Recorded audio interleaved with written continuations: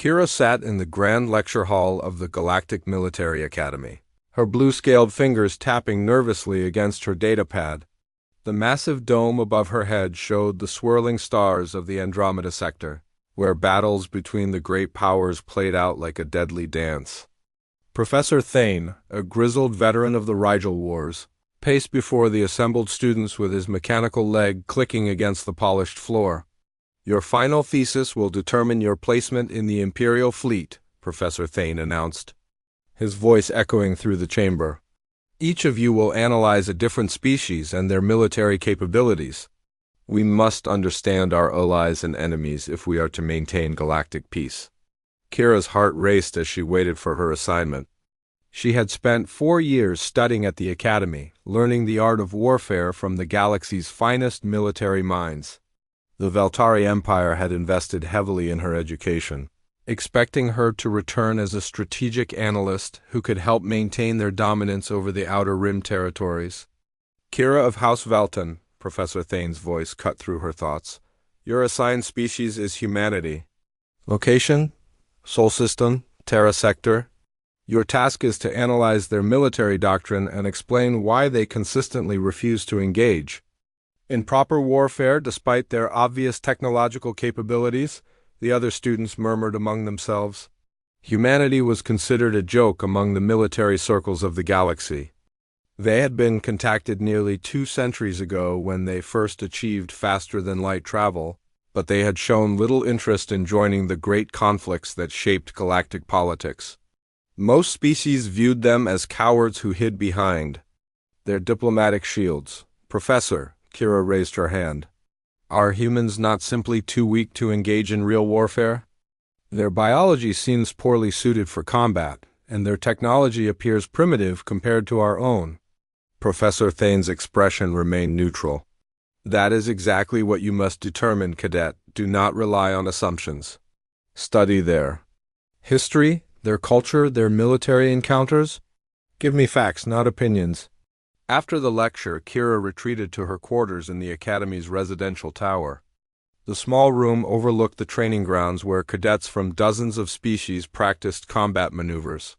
She could see the fierce Kratari warriors sparring with energy weapons, their reptilian hides scarred from countless battles. Nearby, the insectoid Hivari moved in perfect synchronization, their collective mind making them nearly unbeatable in large-scale conflicts. Humans, by comparison, seemed laughably primitive. They had no natural armor, no enhanced strength, no psychic abilities. They aged quickly and died easily.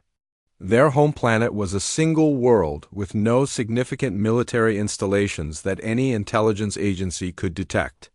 How could such a weak species survive in a galaxy full of predators?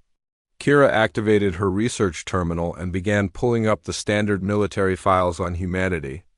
The basic information was sparse but consistent across all sources. Humans had emerged from their solar system about 180 years ago with crude but functional FTL drives.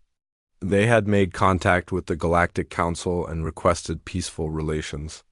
Since then, they had established small colonies on a few dozen worlds, all in remote sectors far from major trade routes or strategic resources. What puzzled Kira was the complete absence of any military conflicts involving humans. Every other species in the galaxy had engaged in some form of warfare, whether defending their territory, expanding their influence, or simply testing their strength against neighbors.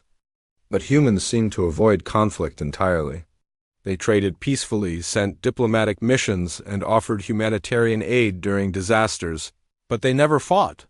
The official report suggested that humans were natural pacifists who preferred negotiation to violence. Their government was described as a loose federation of democratic states that required extensive debate before making any military decisions. This bureaucratic structure supposedly made them too slow to respond to threats, forcing them to rely on defensive strategies rather than offensive action. But something about these reports felt wrong to Kira. If humans were truly as weak and pacifistic as the files suggested, why had no one ever successfully invaded their territory? The galaxy was full of aggressive species who viewed peaceful neighbors as easy targets. Pirates, rogue states, and expansionist empires constantly tested the defenses of weaker civilizations. Yet there were no records of anyone even attempting to attack human space. Kira dug deeper into the historical archives, searching for any mention of human military capabilities. She found scattered references to something called the Terran Defense Force, but the details were frustratingly vague. Human ships were described as adequate for defensive purposes, but no specifications were provided. Their weapons were listed as conventional energy and kinetic systems with no technical data. The more Kira searched, the more questions arose. Why were human military specifications classified at such a high level? Why did every species seem to have an unspoken agreement to avoid human space? Why did the Galactic Council always defer to human requests for neutrality in conflicts? As night fell over the Academy, Kira found herself staring at a single line buried deep in an intelligence report from 30 years ago. A Krateri battle group had been conducting exercises near the edge of human space when they detected what appeared to be a disabled human vessel. The report mentioned that the Krateri commander had decided to maintain safe distance and avoid unnecessary contact with the human ship. This struck Kira as strange. The Krateri were known for their aggressive nature and their code of honor that required them to assist vessels in distress. Why would they avoid helping a disabled human ship? And why would they consider safe distance necessary when dealing with supposedly harmless pacifists? Kira made a note to investigate this incident further. Something about the official narrative didn't add up, and she was determined to uncover the truth. Her thesis would require months of research, and she had access to military archives that civilian researchers could never see. If there were secrets hiding in humanity's past, she would find them. She closed her research terminal and prepared for sleep, her mind already racing with questions. Tomorrow she would begin a deeper investigation into human military history. She would examine every conflict, every encounter, every mysterious gap in the official records. By the time she finished her thesis, she would understand exactly why humans chose peace over war. Little did Kira know that her investigation would lead her to discoveries that would shake her understanding of warfare, mercy, and the true nature of power in the galaxy. Kira spent the next several weeks diving deeper into the military archives, her research station becoming a fortress of data screens and holographic displays. The Academy's advanced systems gave her access to intelligence files from dozens of species, each providing a different perspective on humanity's role in galactic politics. What she discovered made her increasingly uncomfortable. The pattern was subtle but unmistakable. Every major military power in the galaxy had encountered humans at some point, but the official reports were heavily redacted. Entire sections of combat logs were classified beyond her clearance level, marked with warnings about sensitive strategic information and ongoing security concerns. The Krateri incident she had noted earlier was just the beginning. Kira found references to a Hivari scouting fleet that had discontinued operations near human space after what was described as a navigation error. A Rigelian mining consortium had abandoned several lucrative asteroid fields after reconsidering the economic viability of operations in that sector. Pirates from the Outer Rim had stopped raiding in entire quadrants that bordered human territory. Each incident followed the same pattern. Initial contact or proximity to human space, followed by rapid withdrawal and official silence. The reports never mentioned combat, casualties, or even direct confrontation. Ships and fleets simply left the area and never returned. Kira's breakthrough came when she discovered a personal log entry from Admiral Korath, the legendary Veltari commander who had conquered the Centauri colonies. The entry was buried in his private files, marked as a routine tactical note, but its contents made Kira's blood run cold. Personal observation: human vessels detected at grid reference 7,742 Delta during routine patrol. Maintain distance per. Protocol 7. Recommend continued adherence to containment parameters. These creatures are not what they appear to be. Protocol 7 was unfamiliar to Kira, but the term containment parameters sent chills through her scaled hide. Containment was a military term used for dangerous weapons or unstable materials, not for describing relations with peaceful neighbors.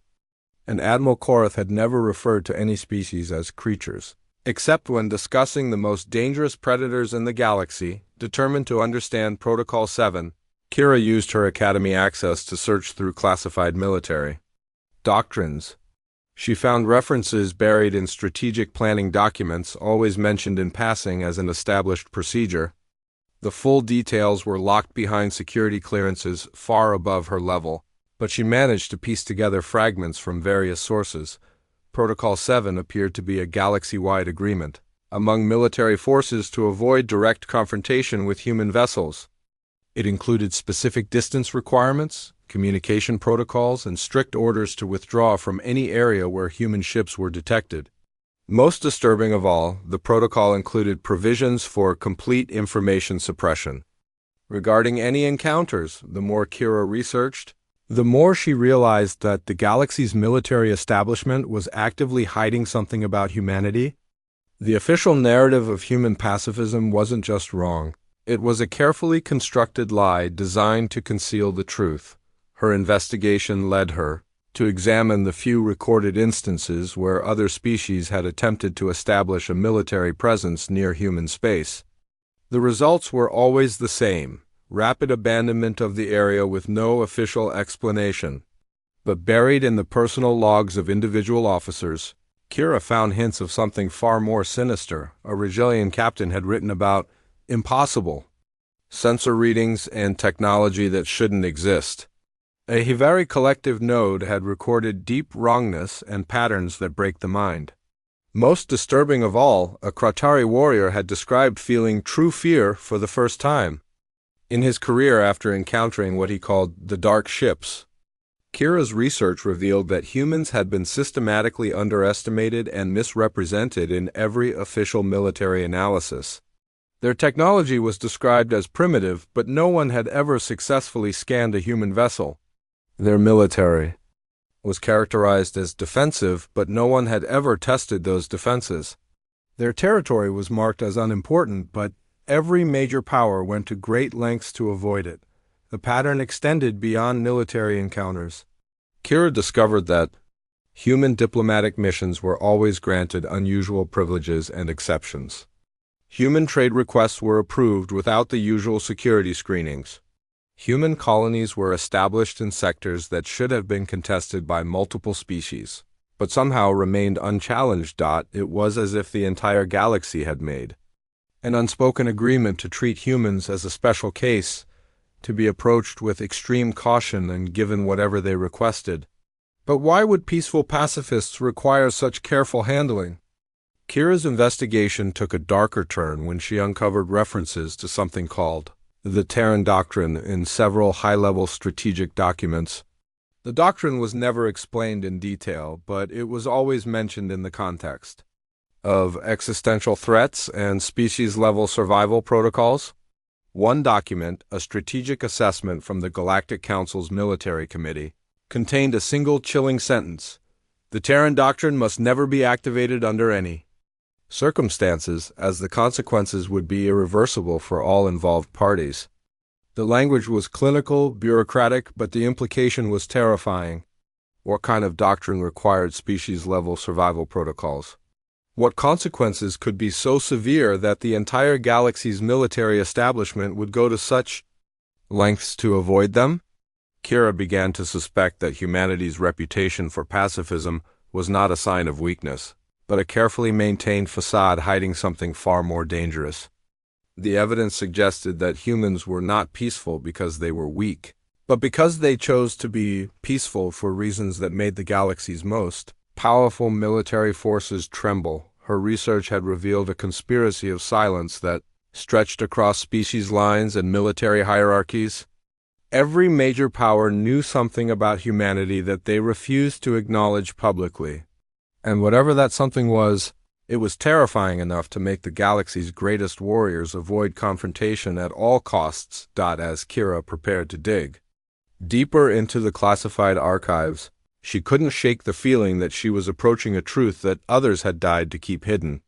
The official narrative of human pacifism was crumbling, but what she would find beneath it might be more horrifying than she could imagine. Kira's hands trembled as she input her highest-level security credentials into the Academy's central archive system.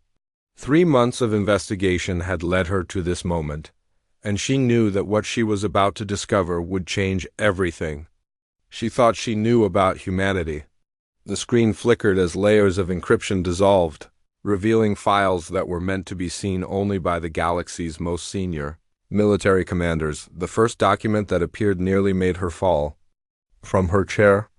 It was a battle report from the Rigel sector, dated 47 years ago, with a classification level so high that even viewing it would normally result in immediate detention. The header read, Operation Silence, Human Response Analysis. Eyes only.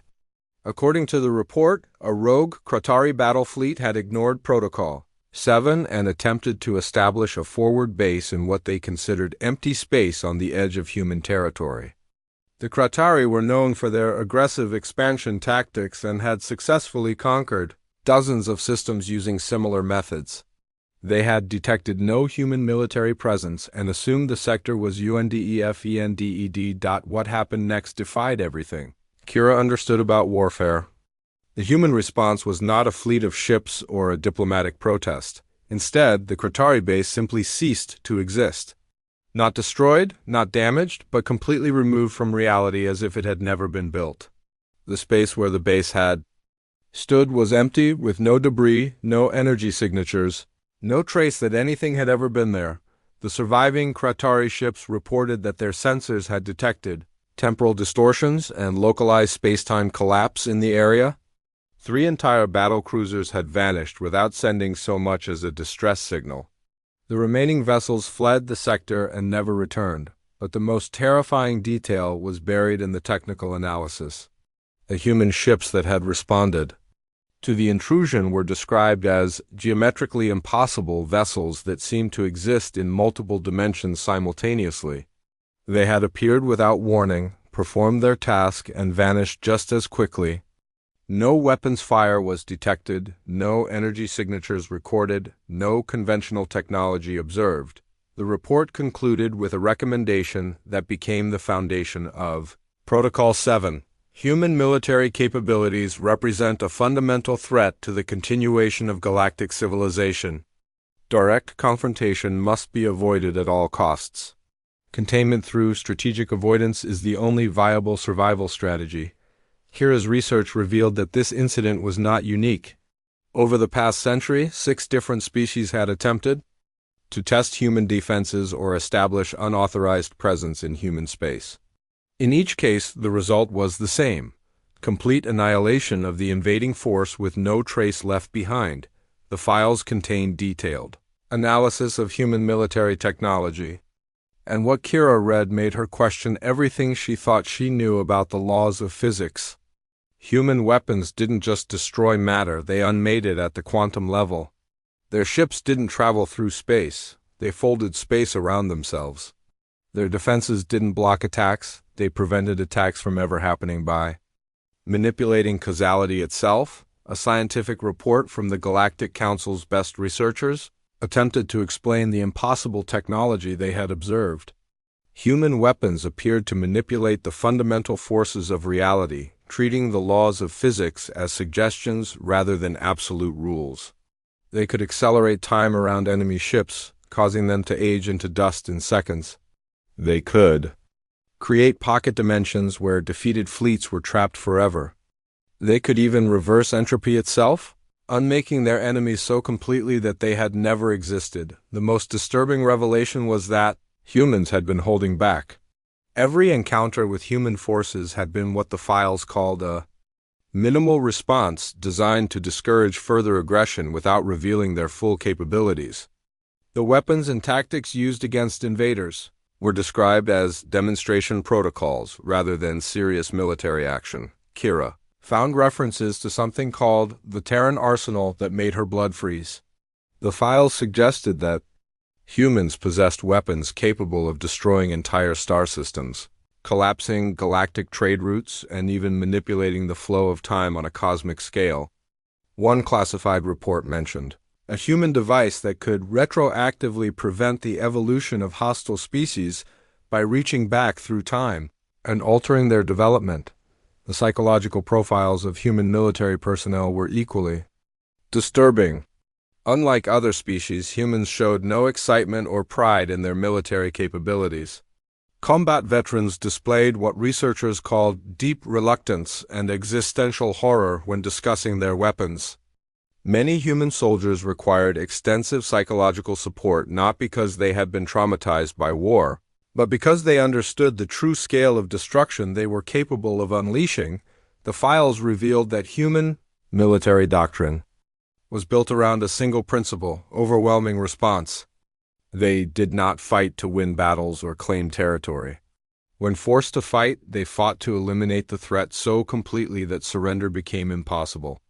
Their goal was not victory, but the absolute prevention of future conflict through the total annihilation of anyone who might consider challenging them. But the most shocking discovery came in a document labeled the Mercy Protocols. Kira learned that humans had imposed strict limitations on their own military forces, not because they were weak, but because they were too powerful. They had developed weapons that could end galactic civilization in minutes, but they refused to use them. They had the technology to conquer the entire galaxy, but they chose isolation instead. The Mercy Protocols were humanity's attempt to protect the galaxy from themselves. They included provisions for limiting response levels, maintaining the illusion of weakness, and avoiding confrontation whenever possible. The protocols were designed to prevent humans from ever reaching the point where they might feel compelled to unleash their full military potential. Kira realized that every aspect of human behavior that the galaxy interpreted as weakness was actually an act of incredible restraint. Their pacifism was not cowardice, but a desperate attempt to avoid situations where they might be forced to destroy everything they encountered. Their diplomatic nature was not natural timidity, but a calculated strategy to prevent conflicts. That they knew they could not fight without ending galactic civilization. The final document in the series contained a single paragraph that would haunt Kira for the rest of her life. Human military capabilities represent an existential threat, not just to individual species, but to the concept of life itself. They have achieved mastery over forces that should not exist, and they have chosen to use that mastery to protect rather than destroy. The galaxy continues to exist only because humans allow it to exist. Should they ever abandon their self-imposed limitations, the consequences would be beyond comprehension. As Kira sat in the darkness of her quarters, surrounded by the evidence of humanity's terrifying power, she finally understood why the galaxy feared them. Humans were not the weak pacifists they pretended to be. They were something far more dangerous, monsters who had chosen to be merciful. Kira's investigation into the Mercy Protocols led her to the most classified archives in the Academy's database. She had to use emergency research authorizations meant for senior staff, but her discovery of the human military files had earned her special access from Professor Thane. What she found in those deepest archives shattered her understanding of mercy, restraint, and the true nature of power. The first document she accessed was a communication intercept from 30 years ago, captured by Veltari intelligence during a routine monitoring operation. It was an internal human military transmission, discussing what they called containment failure scenarios.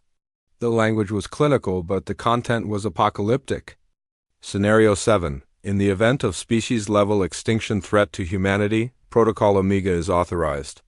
Implementation would require retroactive timeline manipulation affecting approximately 47,000 inhabited systems. Estimated civilian casualties. Total galactic population. Probability of universal civilization recovery, 0. The transmission went on to describe 12 different containment failure scenarios, each more horrifying than the last. The humans had not just planned for the destruction of their enemies. They had developed contingencies for unmaking the entire galaxy if they ever felt truly threatened.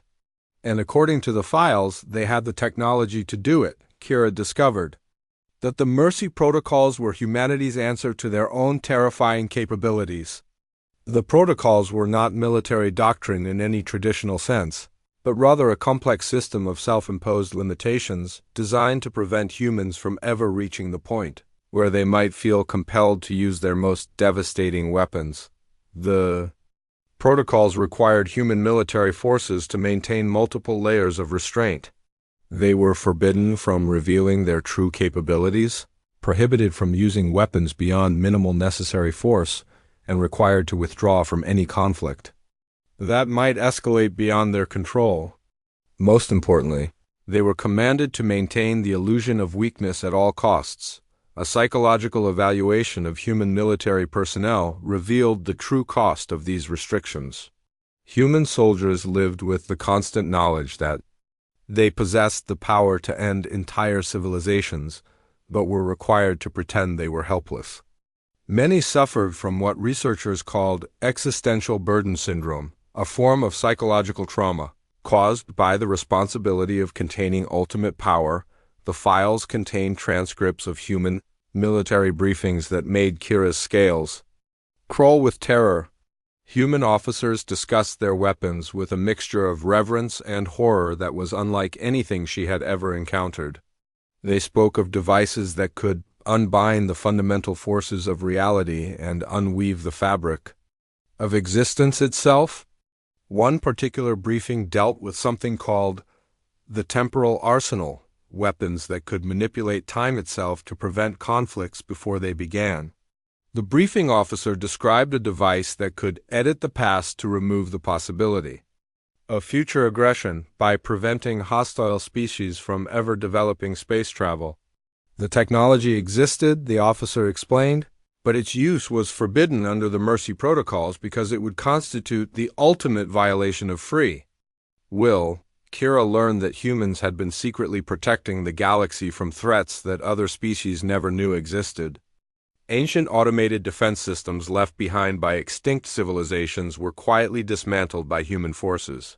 Rogue artificial intelligences that could have consumed entire sectors were contained and destroyed.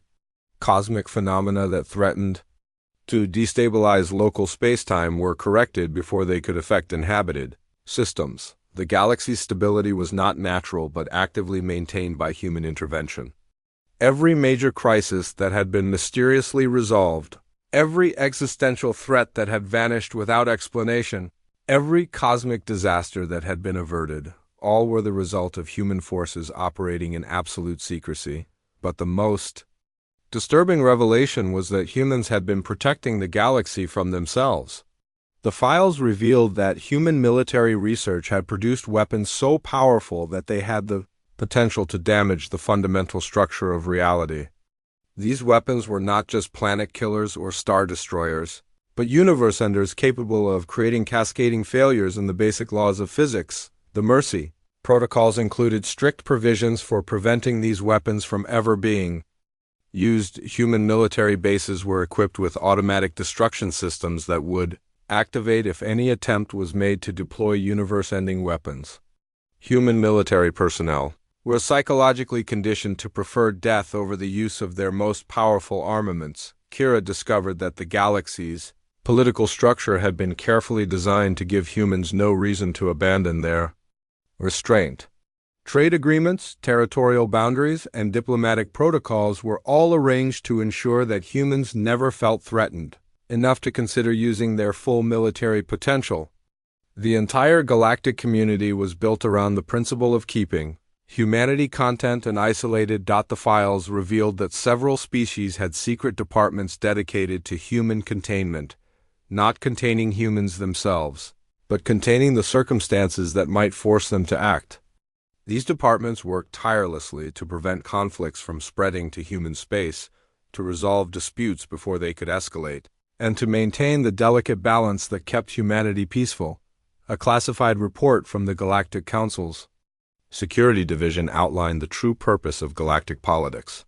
The primary goal of all interstellar relations must be the prevention of human military activation.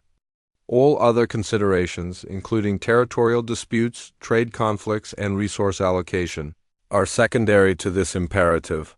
The galaxy's survival depends on ensuring that humans never feel compelled to defend themselves with full force. Kira realized that the wars she had studied at the Academy, the conflicts that had shaped galactic history, the great battles between species and empires, all of it was essentially meaningless posturing. The real power in the galaxy belonged to humanity, and everyone else was simply trying to avoid making them angry enough to use it. The most chilling document in the entire archive was a single page titled The Final Protocol. It was humanity's contingency plan for the complete destruction of galactic civilization, if they ever concluded that their restraint was no longer possible. The protocol included provisions for universal reset, the complete elimination of all intelligent life in the galaxy, followed by the reconstruction of reality according to human specifications. The document ended with a simple statement that haunted Kira's dreams.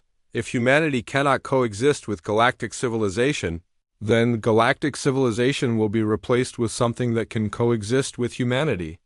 The universe will be rebuilt from the quantum level up, and the new reality will be designed to ensure that such conflicts never arise again. As Kira absorbed the implications of what she had discovered, she realized that the galaxy's greatest act of mercy was not something that had been done to humanity, but something that humanity had done for everyone else. They had chosen to chain themselves, to limit their own power, to accept the burden of pretending to be weak, all to protect the galaxy from the terrible peace they could impose if they ever chose to stop pretending. Kira stood before the Thesis Defense Committee, her datapad containing months of research that would change everything she thought she knew about power, mercy, and the true nature of galactic civilization. The committee consisted of the Academy's most senior faculty, including Professor Thane and Admiral Korath himself. Their faces were grim as they waited for her presentation. "Honored professors," Kira began, her voice steady despite the magnitude of what she was about to reveal. "My research into human military capabilities has led me to a conclusion that challenges everything we have been taught about warfare, pacifism, and the balance of power in our galaxy." She activated her holographic display, showing the carefully compiled evidence she had gathered. Humans do not reject war because they are weak. They reject war because they are too powerful to fight without destroying everything they encounter. Their pacifism is not cowardice, but the greatest act of mercy in galactic history. The committee members exchanged glances, their expressions unreadable. Professor Thane leaned forward. "Continue, Cadet. Present your evidence." Kira detailed her findings methodically, explaining how she had uncovered the conspiracy of silence that surrounded human military capabilities. She showed them the classified reports, the redacted battle logs, the psychological profiles of human soldiers who lived with the burden of ultimate power. With each revelation, the committee's expressions grew more serious. "The Mercy Protocols," Kira explained, displaying the most classified documents she had accessed, are humanity's attempt to protect the galaxy from themselves. They have developed weapons that can manipulate time, space, and reality itself, but they refuse to use them. They have the power to conquer or destroy the entire galaxy, but they choose isolation instead. Admiral Korath spoke for the first time. "And what do you conclude from this research, Cadet?" "That we have been living under human protection without realizing it," Kira replied. "Every conflict in galactic history has been permitted to exist, only because humans chose not to intervene. Our wars, our politics, our entire civilization exists at their discretion. We are not their equals, we are their responsibility." The committee was silent for a long moment. Finally, Professor Thane stood and walked to the holographic display. "Tell me, Cadet, what do you think the purpose of this assignment was?" Kira paused, suddenly realizing that her thesis advisor had known more than he had revealed. "It was a test, wasn't it? You wanted to see if I could discover the truth about humanity." "Indeed," Admiral Korath confirmed. "Every senior officer in the galactic military eventually learns what you have discovered. The question is whether they can handle the knowledge without losing their sanity or their commitment to maintaining the current balance." Professor Thane nodded. "The Galactic Military Academy serves many purposes. But one of our most important functions is identifying officers who can be trusted with the truth about humanity. Those who cannot handle the knowledge are assigned to positions where they will never encounter humans directly. Kira felt a chill as she realized the implications. How many people know? Every head of state, every military commander above the rank of colonel, every intelligence director in the galaxy, Admiral Korath replied. The knowledge is compartmentalized, shared only with those who absolutely need to understand the true nature of our situation. And what is our situation? Kira asked. We are living in a carefully maintained illusion, Professor Thane explained. Humans could end our civilization at any moment, but they choose not to. Our job is to ensure that they never feel the need to change their minds. The committee showed Kira additional classified materials that revealed the full scope of the galaxy's secret cooperation with humanity. Every major government had departments dedicated to human relations that worked to prevent conflicts from spreading to human space. Trade routes were carefully planned to avoid unnecessary contact with human vessels. Military exercises were scheduled to ensure that no force would accidentally encounter human defenses. The Veltari Empire, Admiral Korath continued, has been working with human intelligence services for over a century. They provide us with early warning about threats that might require their intervention, and we help maintain the fiction that they are weak and isolated. Kira realized that her entire understanding of galactic politics had been wrong. The wars she had studied, the conflicts she had trained to fight, the strategic planning she had learned, all of it was essentially theater performed for the benefit of species that could never be allowed to know the truth. But why? She asked. Why do humans maintain this deception? If they have such power, why not use it to create peace? Professor Thane's expression grew somber. Because they understand something that we are only beginning to grasp. Peace imposed through overwhelming force is not peace at all, but slavery. Humans could end all conflict in the galaxy, but the cost would be the destruction of free will itself. They have chosen a different path, Admiral Korath added. They allow us to maintain our illusions of independence while secretly protecting us from threats we cannot comprehend. They could force us to be peaceful, but instead they choose to be peaceful themselves and hope that we will follow their example. Kira understood now why the committee had seemed so grim. The knowledge she had uncovered was not just about human military capabilities, but about the fundamental nature of power and responsibility. Humans had achieved the ultimate victory. They had become so powerful that they no longer needed to fight. But with that power came the ultimate responsibility, protecting the galaxy from itself. Your thesis, Professor Thane said, will be classified at the highest level and added to the archives that train future officers. But your real education is just beginning. You will be assigned to the Human Relations Division, where you will help maintain the delicate balance that keeps our galaxy stable.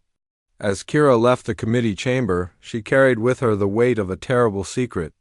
The galaxy was not the chaotic, war-torn place she had been taught to believe.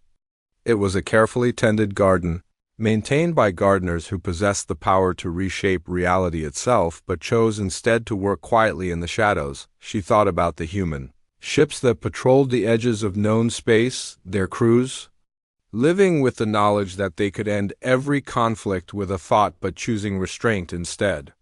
She thought about the human diplomats who sat in council chambers, letting other species believe they were equals while secretly protecting them from cosmic threats they could never imagine. Most of all, she thought about the ultimate irony of human mercy. They did not reject war out of compassion for their enemies, but out of compassion for the universe itself. Their greatest act of mercy was not what they had done for others, but what they had chosen not to do despite having every reason and opportunity to do it. Kira realized that she would spend the rest of her career helping to maintain humanity's greatest deception, that they were weak when they were actually omnipotent, that they were isolated when they were actually omnipresent, that they were peaceful when they were actually the most terrifying force in the galaxy. And she understood that this deception was not just humanity's gift to the galaxy, but its greatest burden. They had chosen to be monsters in chains, and the chains were made of mercy.